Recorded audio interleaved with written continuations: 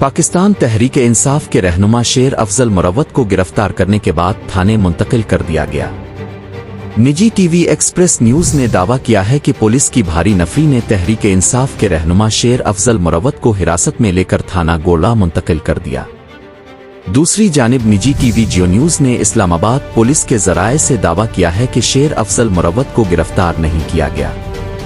कबल अज़ीं पाकिस्तान तहरीक-ए-इंसाफ के आज तरनौल के मकाम पर जलसे में शिरकत के लिए कारकुनान पहुंचे थे। इस दौरान इत्तला मिली थी कि लोगों की एक्सप्रेस चौक से गिरफ्तारियां भी की गई है।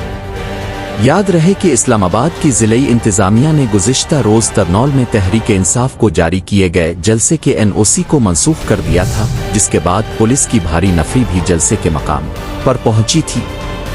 तहरीक-ए-इंसाफ की जानिब से 8 सितंबर को जलसा करने की इजाज़त तलब की गई, जो कि मंजूर कर ली गई थी।